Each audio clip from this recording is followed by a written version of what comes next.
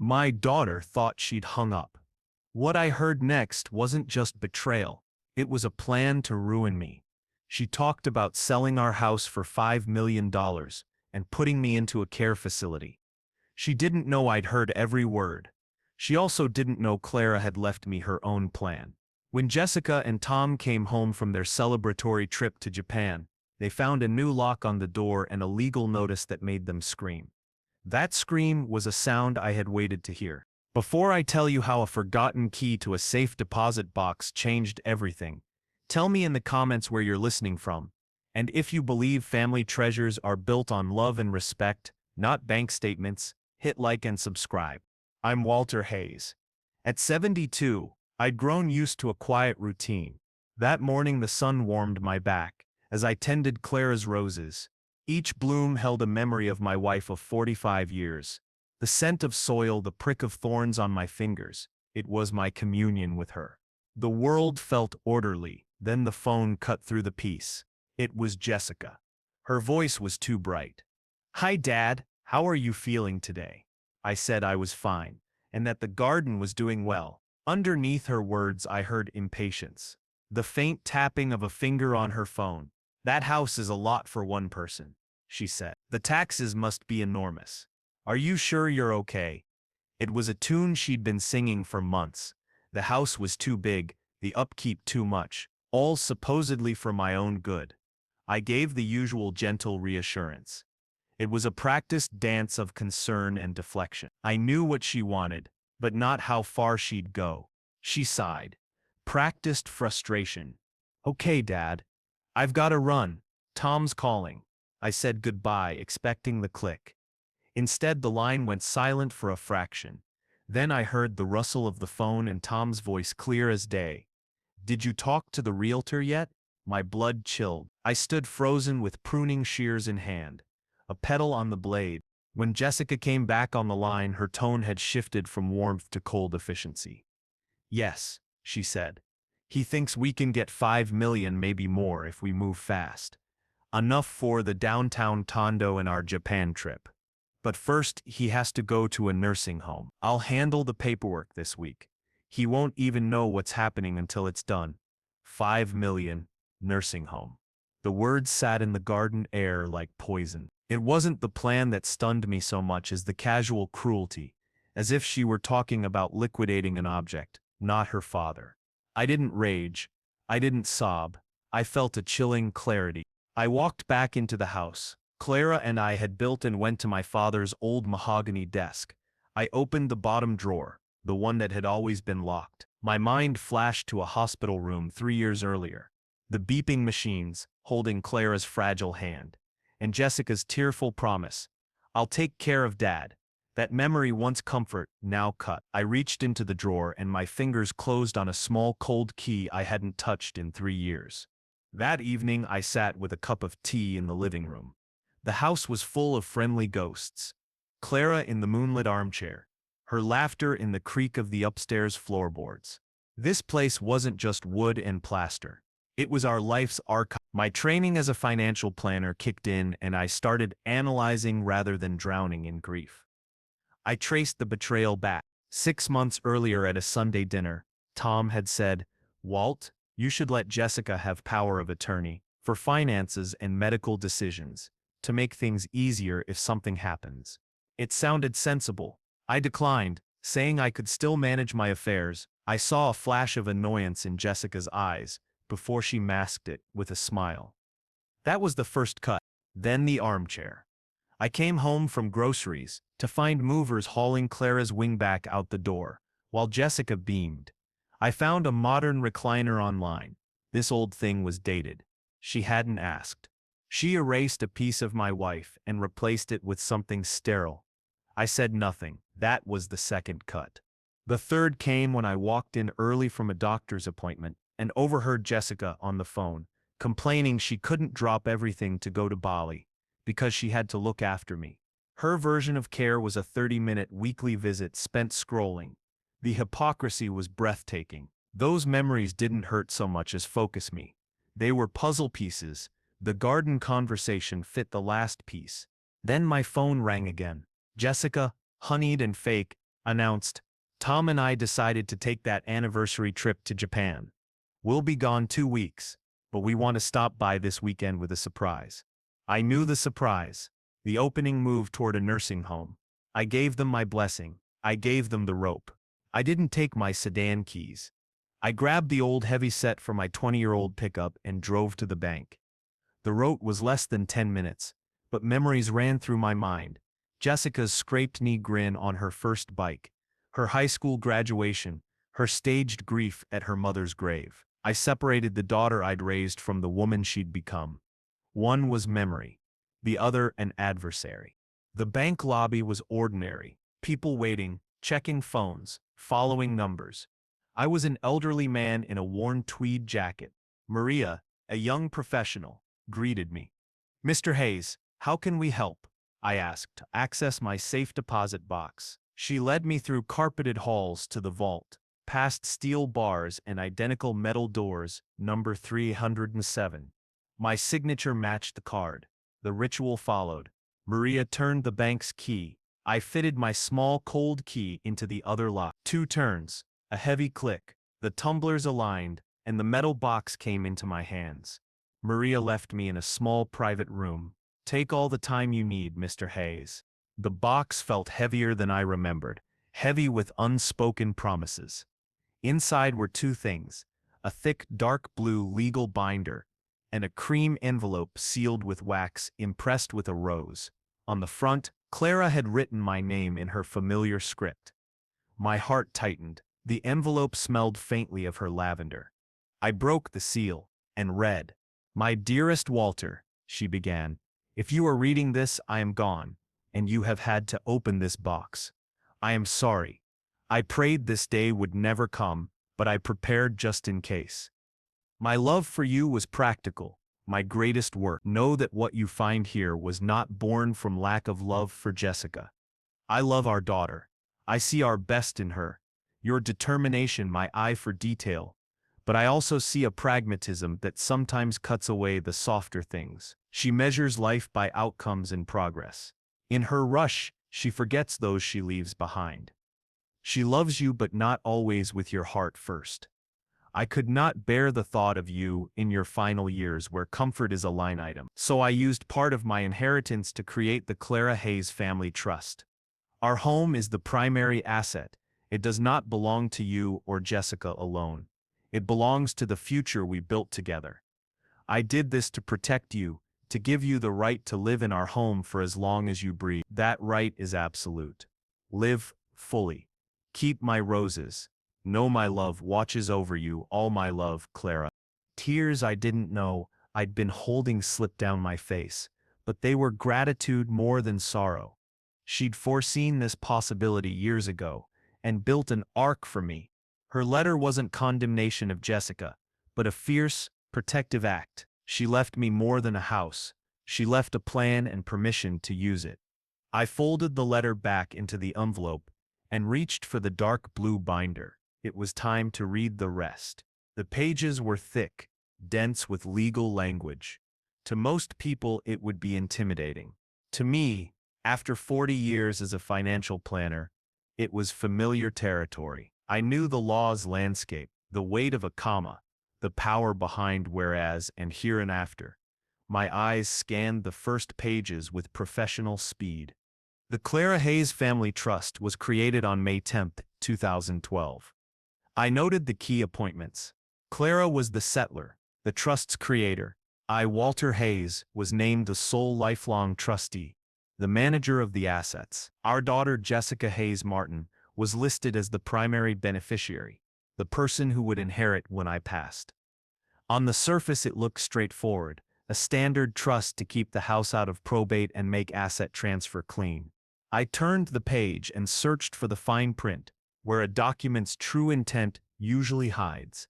I found it in Section 7, Conditions and Stipulations of Beneficiary Inheritance. Clause 7A was ordinary. The beneficiary must be of legal age and sound mind. Then I reached Clause 7B. I read it once, then again slowly, letting each word land. It was precise and unambiguous. The inheritance of the primary asset, the property at 228 Maplewood Drive, to beneficiary Jessica Hayes Martin, was contingent on the fulfillment of a duty of care toward lifelong trustee Walter Hayes. It read, "This duty of care is defined as providing a stable, respectful, and supportive living environment for the trustee within the aforementioned property. The determination of whether this clause has been violated rests solely and absolutely with the trustee. In the event the trustee determines this clause has been breached, he is granted the full and irrevocable power to execute the alternative directive outlined in Appendix A, the immediate liquidation of the trust's assets, with all proceeds to be donated in their entirety to the designated charitable organization." I leaned back with the binder in my lap, breath shallow. This wasn't merely a shield, it was a sword. Clara had not only protected me, she had empowered me and trusted my judgment. The phone call in the garden replayed in my head. He has to go to a nursing home. The phrase stable, respectful, and supportive living environment felt almost mocking in light of what they'd planned. They hadn't just failed the condition, they'd smashed. A slow smile crossed my face, not one of vengeance, but the quiet smile of a man reminded he was not powerless. Clara had handed me a blueprint, written in the ink of her love, for reclaiming dignity. I closed the binder. I had the weapon now, I needed an ally to help me use it. The address on the business card led me to Reed & Associates, a sleek firm in the financial district on the 32nd floor. The office was the opposite of my warm, cluttered home. Clean lines, polished chrome, cool-toned art, quiet and professional. A receptionist sent me down a hallway to a corner office with a sweeping city view. A woman stood by the window. When she turned, I knew immediately who she was. Evelyn Reed wore 60 like a badge. Her silver hair was cut short and precise. Her tailored gray suit and elegant glasses framed eyes that missed little. No false warmth, just facts. Her handshake was firm. "Mr. Hayes," she said calmly. "Evelyn Reed, please sit. Thank you for coming." No small talk, straight to business. I liked that. I sat opposite her and got straight to it. My wife was Clara Hayes. She prepared a family trust about 13 years ago. I believe a clause is about to be violated. At Clara's name, something in Evelyn shifted. Her sharpness softened into a flicker of warmth. "Clara," she murmured, "one of the most formidable women I've known, whip-smart and fiercely loyal." She leaned forward. "When we drafted it, she made me promise I'd be ready if you ever called." Her directness cleared the emotional fog. I recounted the garden call, the plan to sell the house, and the intent to move me to assisted living, presenting it as a breach of contract rather than a crushed father's plea.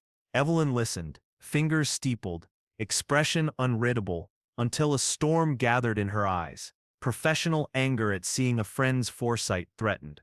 When I finished, she was quiet for a moment, then turned to me with grim determination.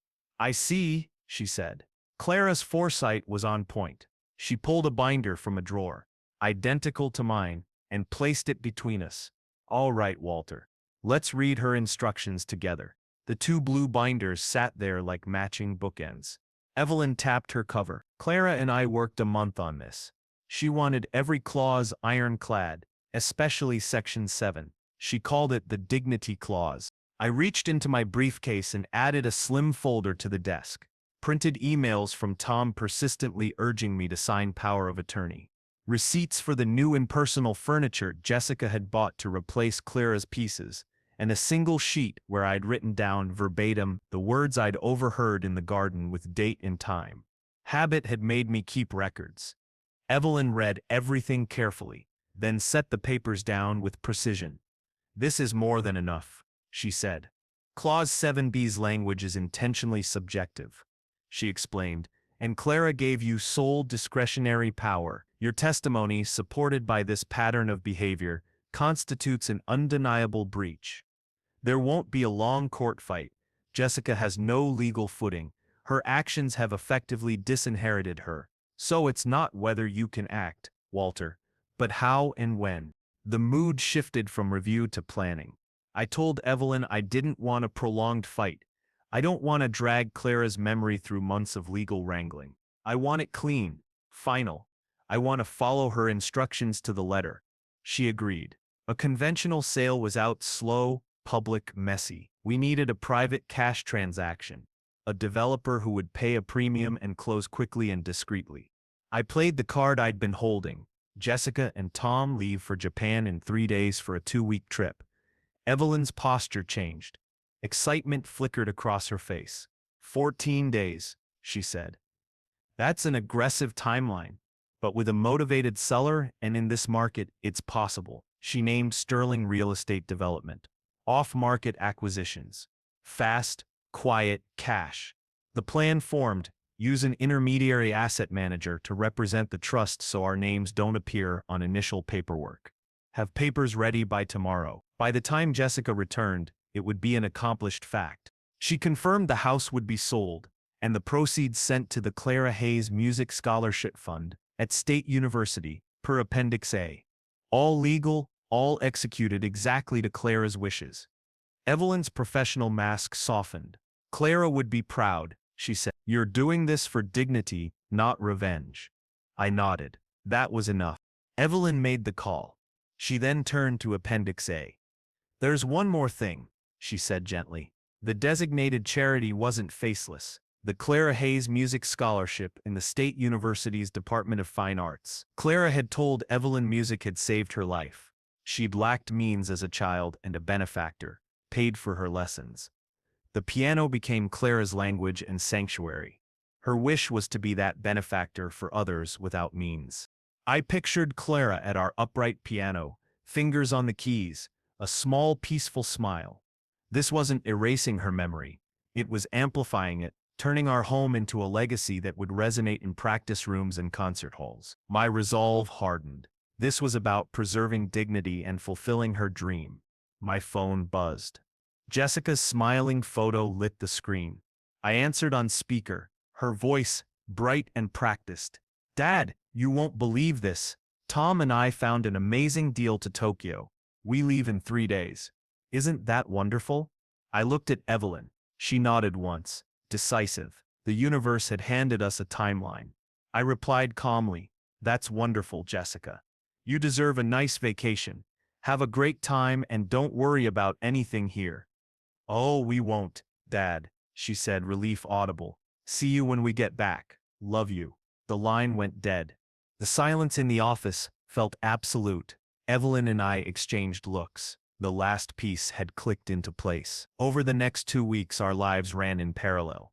Jessica's, loud and public selfies at the airport, shrine gardens, luxury shopping, hashtag celebrations, and mine, quiet and deliberate.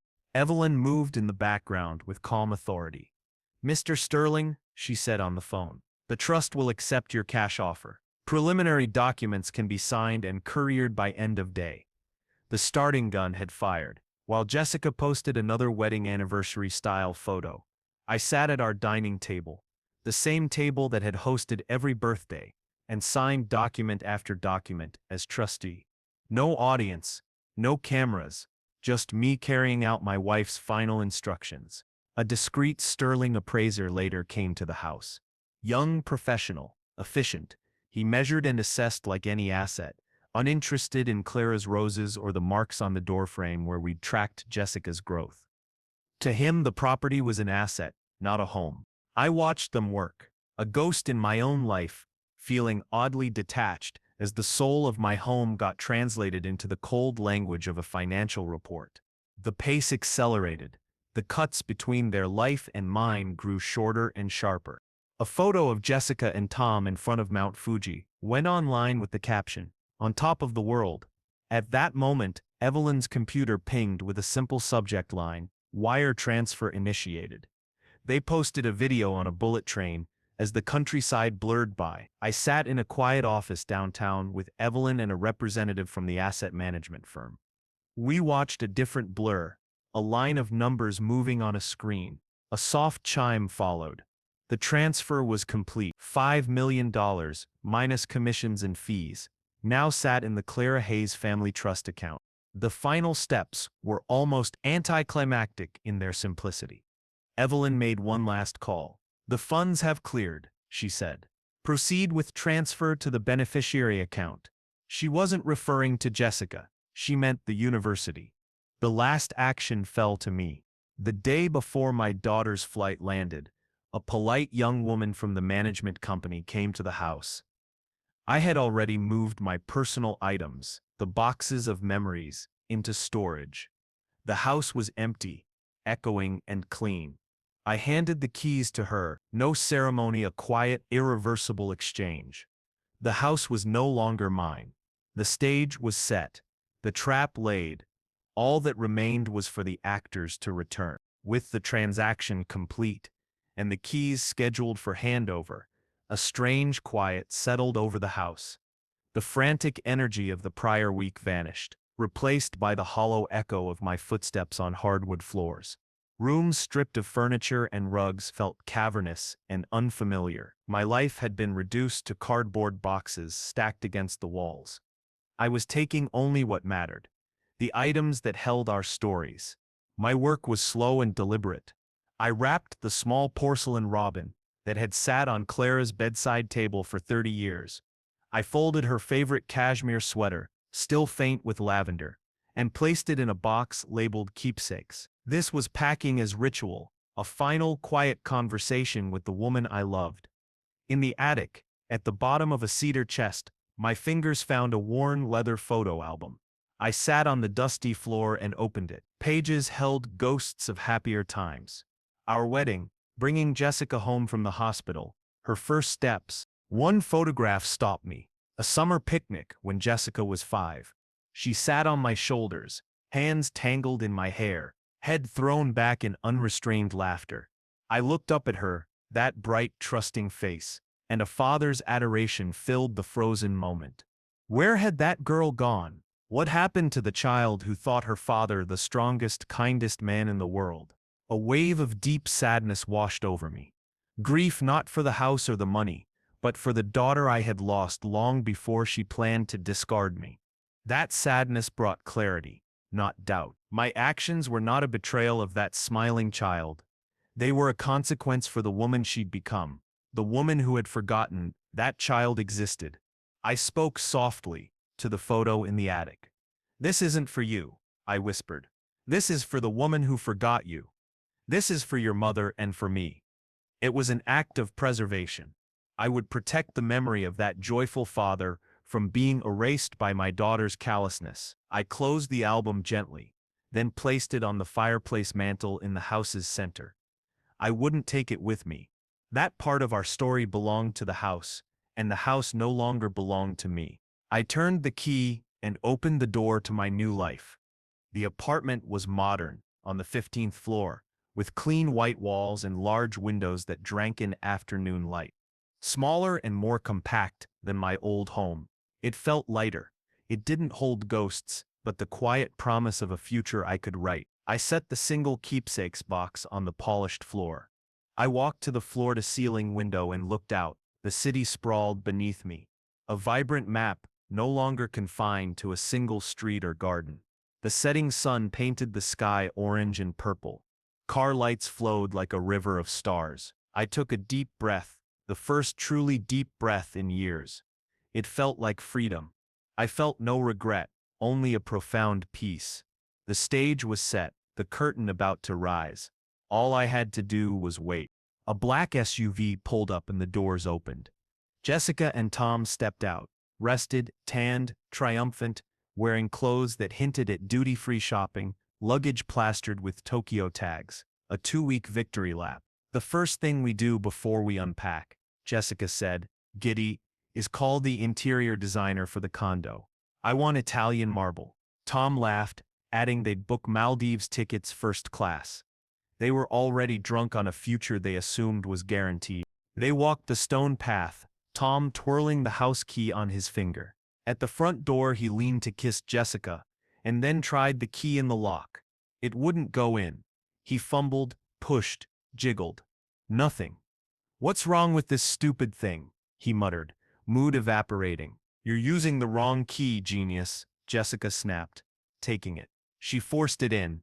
Again it wouldn't fit. The key that had opened this door for 20 years was suddenly useless. Unease flickered between them. Did your dad change the locks? Tom asked, confused. Why would he do that? Jessica's face tightened. She hammered the doorbell. Nothing. She peered through the living room window, cupping her hands to block glare. Tom, she said, small and tight. The furniture, it's all gone. They stared into dark, empty rooms. The house was a hollow shell. Panic pricked at their skin. Then Jessica noticed a crisp white envelope taped to the front door. Stark and official against the wood, she tore it open. Inside was a single heavy sheet, a law firm letterhead they didn't recognize. She read aloud, voice rising with each line. To whom it may concern, please be advised that the property located at 28 Maplewood Drive was legally sold in a private transaction on the date of September 12th. This is now the private property of Sterling Real Estate Development. Any attempt to access or enter the premises will be considered trespassing and prosecuted to the fullest extent of the law. Those words hung like glass. Color drained from Tom's face. Jessica clutched her mouth and a strangled sound escaped her. Standing on the manicured lawn with their expensive luggage, they began to scream. My phone rang, an intrusion I had expected. I sat in my new armchair watching the city lights deepen and saw Jessica's name. I let it ring twice more before answering, a small act of control. Her voice burst from the speaker, a raw, unfiltered shriek. Dad, what did you do? Where are you? Someone sold our house. There's a legal notice on the door. Did you get scammed? Tom's calling the police. She spoke in frantic bursts, grasping for an explanation that fit her worldview. Where I was a problem to be managed, not an agent. I waited until she ran out of breath. The silence on my end stretched heavy. Then I spoke, low, calm, and clear. The contrast to her hysteria, a tool in itself. Hello, Jessica, I said, as if greeting her for Sunday dinner. There's no need to call the police. No one scammed me. I paused, then added, you are mistaken about one important thing. It was never our house. The sentence landed like a stone. Her rage faltered. Confusion sputtered. What? Of course it's our house. It's been in the family 50 years. Where are you? We need to fix this. Still trying to control. Still trying to fix her supposed problem. No, Jessica, I said, voice steady and precise. It was your mother's house, and I have done exactly as she asked. I followed her final wishes to the letter. I heard the sharp intake of breath, shock, and dawning horror. I didn't give her time to argue. Everything you need to know has just been sent to your email. Read it carefully. Her voice dropped to a strangled whisper. Email? What email? Dad, please don't do this. You can't. We're your family. I looked at the city lights, and the future finally mine. Your mother gave you every opportunity to define family. Jessica, I replied softly, but unyielding. You made your choice. Now you live with it. I ended the call, pressed the red button, and the silence that followed was no longer empty. It was peaceful. It was the sound of a lock clicking closed on a door that would never open again. Her screams dissolved into raw sobs. Jessica fumbled for her phone, swiping frantically for her email. Tom stood beside her, pale and slack-jawed. At last she found the message, from a generic asset management address, with the subject, regarding the Clara Hayes Family Trust. She opened it. The first page displayed a high-resolution scan of the trust declaration. Her eyes darted across names. Her mother's, her father's, her own. She swiped to the highlighted section. Clause. She read the requirement to provide a stable, respectful, and supportive environment, and the sentence granting her father's sole, absolute discretion to determine breach. Another attachment held a bank statement, a wire transfer for $5 million dated 2 days earlier, paid to the Clara Hayes Music Scholarship Fund. The phone slipped from her trembling fingers and hit the walk. The truth arrived in brutal clarity. They hadn't been robbed or scammed. They'd been outmaneuvered and utterly defeated by the quiet old man they'd considered a fool. They sank to the curb among their luxury luggage, shipwrecked by their own greed. Miles away in my quiet apartment, I placed a small framed photo of Clara on the white mantle. She smiled with serene confidence, as if she had known this day would come. The city lights twinkled outside, a constellation of new possibility. I looked at her picture, at the woman who had given me one last perfect gift, and whispered, "We did it, Clara. We did it." For the first time in a very long time, my world was completely at peace.